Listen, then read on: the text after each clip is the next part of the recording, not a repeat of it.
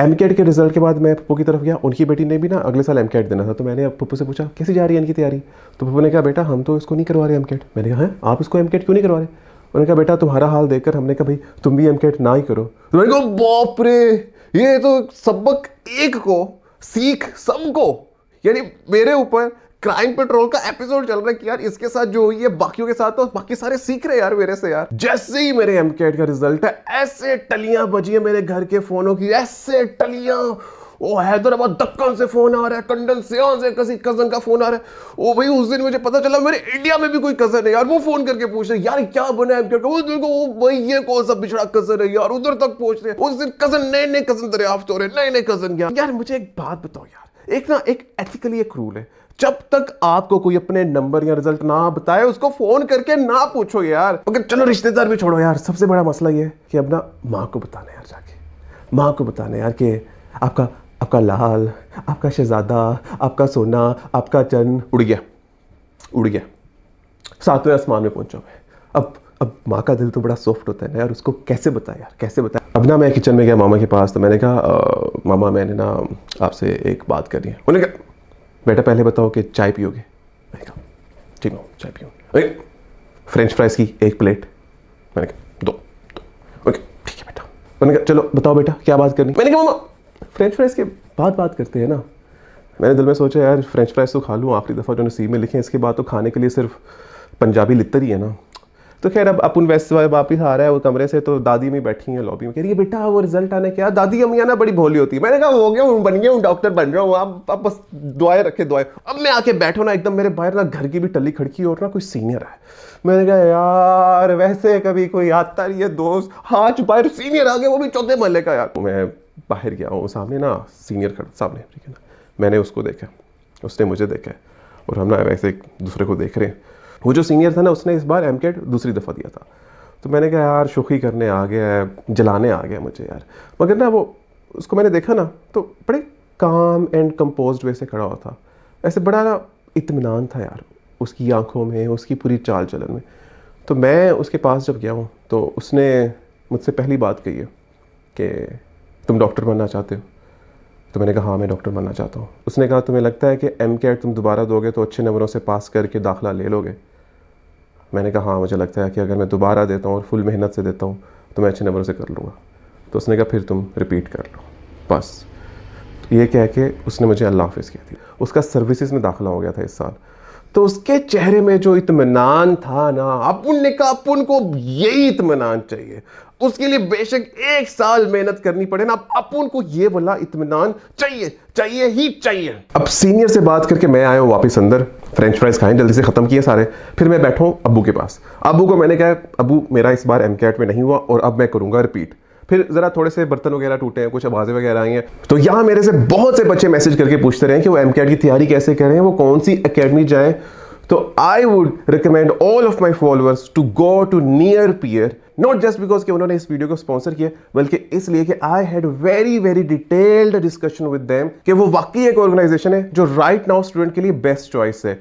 वो लोग 2016 से कंप्यूटर में ऑनलाइन पढ़ा रहे हैं, टेस्ट ले रहे हैं, और इस बार आपका एमकेट पहली दफा कंप्यूटर में हो रहा है। और यकीनन आप नहीं चाहेंगे कि आप एक पूरा एग्जाम एमकेट का दे रहे हैं और पहली दफा जब दे रहे हैं वो एमकेट के एग्जामिनेशन हॉल में दे रहे हैं। नहीं, आपने पहले कंप्यूटर में खुद मॉक्स देने हैं। नियर पियर के डिस्कशन ग्रुप्स हैं, क्लास ग्रुप्स हैं, क्विज वाइज वो टेस्ट ले रहे हैं। उसके अलावा उधर अगर आपको कोई भी क्वेरी हो, हमारे साथ तो क्या होता था, हम क्लास में बैठे हैं ना, 200 बच्चे बैठे हुए हैं, तो अपना जरा शाय है ना, शाय तो हिम्मत नहीं होती थी क्वेश्चन पूछने की, वही जो गलत कॉन्सेप्ट है ना उसको रख के ही चलते रहे। नियर पियर में अगर आप शाय हैं या आप समझते हैं अनकंफर्टेबल है सबके सामने क्वेश्चन पूछने के लिए, तो इसमें कोई हर्ज ही नहीं। आप अपना जो क्वेरी है, क्वेश्चन है, वो उस टॉपिक के नीचे या क्लास डिस्कशन के ग्रुप में पोस्ट कर दें, और 24/7 ट्यूटर अवेलेबल है जो आपके क्वेश्चंस का आंसर देगा। उसके अलावा जो गलती मेरे से होती थी वो ये होती थी, हम टेस्ट पे टेस्ट दिए जा रहे हैं, डिस्कशंस ले नहीं रहे, पता ही नहीं है यार जो हम आंसर लगा रहे हैं वो ठीक है या गलत है, और वही क्वेश्चन एंड में एमकेट में आ गया और तब भी नहीं पता।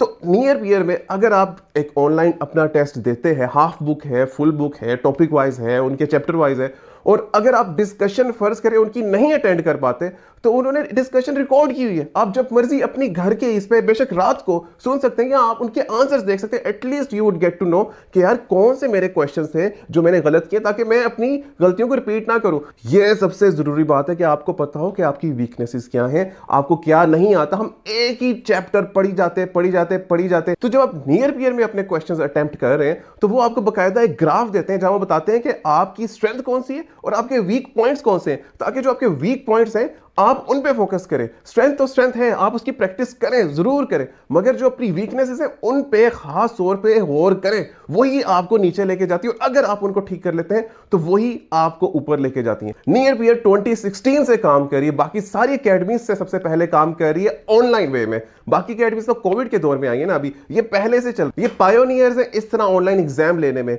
आप अपनी घर की ईज में बैठ के आपका टेस्ट सेशन और एमकेट का सेशन जस्ट 15,000 रुपीज में। और अगर आप वहां रजिस्ट्रेशन करवाते हुए प्रोमो कोड यूज करें DOCALI46 DOCALI46 तो 15,000 की वजह आपको ये टेस्ट सेशन और एमकेट का सेशन जहां आपको प्रिपेयर भी करवा रहे हैं जस्ट 8,000 रुपीज का पड़ेगा। तो right now for all those who used to ask me कि प्लीज अली भाई बता दे हम कौन सी एकेडमी जाएं, I would recommend all of my followers to go and register themselves with near peer। इंशाल्लाह you'll achieve your goal।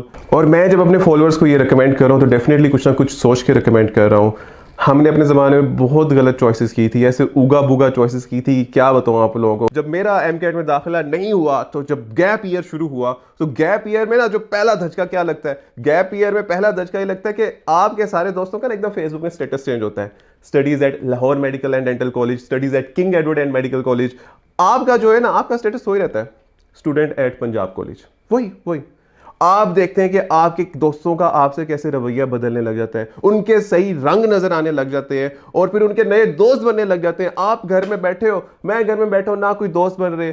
हम जो रिपीट ईयर में होते हैं हमारा ना रंग बदलता है ना हमारे कपड़े बदलते हैं। रंग इसलिए नहीं बदलता क्योंकि हम बाहर जाते नहीं है तो सन बर्न नहीं होते, और कपड़े इसलिए नहीं बदल रहे होते क्योंकि हमारा कोई इवेंट ही नहीं होता अटेंड करने का, पूरा साल हम घर में ही गुजारते रहते हैं। मैं ना एमकेट से पहले सुना करता था कि फलाने बच्चे का नहीं हुआ, फलाने बच्चे का नहीं हुआ, इसका नहीं हुआ। मैं क्या सुना करता था यार, पता नहीं किन बच्चे किनका नहीं होता यार।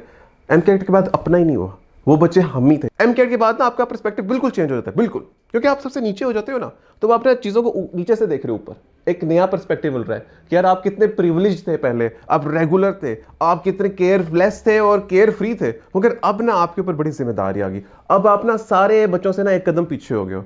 तो मैंने अपने आप को ये इमेजिन किया कि मैं जो एक कदम पीछे हूं ना, मैं शेर की तरह एक कदम पीछे हूं और अब मुझे आगे दो बड़ी जंप मारनी है, दो बड़ी जंप मारनी है और इकट्ठे मारनी है। और अगर मेरी ये जंप डाल लगी तो दरमियान में आ गए और मैंने वहां गिर जाना है। तो अब ये डू और डाई की सिचुएशन आ चुकी है जहां आपके दोस्त आपसे दूर हो रहे हैं। आप वो इसी एमकेट के रिपीट ईयर में आपको प्यार होता है और आपका प्यार भी आपसे दूर हो रहा है क्योंकि उसके नए दोस्त बन गए। आप घर में बैठ के चिढ़ रहे हो, क्या कर रहे हो कि अगले 365 डेज कैसे गुजारने यार, कैसे गुजारने। मगर यही तो प्यारी बात है कि वक्त गुजर जाता है यार, दिस वे और दैट वे वक्त गुजर जाता है। और मेरा अभी गुजर गया और मैंने अपने रिपीट ईयर में लम्स का टेस्ट दिया, मैंने अपने रिपीट ईयर में 2 सब्जेक्ट्स को इंप्रूव किया। मैंने केमिस्ट्री को इंप्रूव किया और मैंने फिजिक्स को इंप्रूव किया। मेरे 916 से 960 नंबर हो गए। मेरे फिजिक्स में मेरे पास 80 और 70 नंबर थे, मैंने दोनों में 85 लिए, जितने में मैक्सिमम ले सकता था। और केमिस्ट्री में भी मेरे 82 83 बने। तो वो एक ऐसा साल था जहां मैंने अपने आप को एक दूसरे नजरिए से देखा, मैंने जहां फेलियर को एक्सेप्ट करना सीखा। तो I wish all of the students who are taking MCAT best of luck. आपको कोई मसला हो, कोई क्वेरी हो, you can ask me, link ऊपर है, you can directly contact near peer, you can ask me as well about anything that you are confused about. I am here to help you and prayers for all of you. अल्लाह आप सबको कामयाब करे।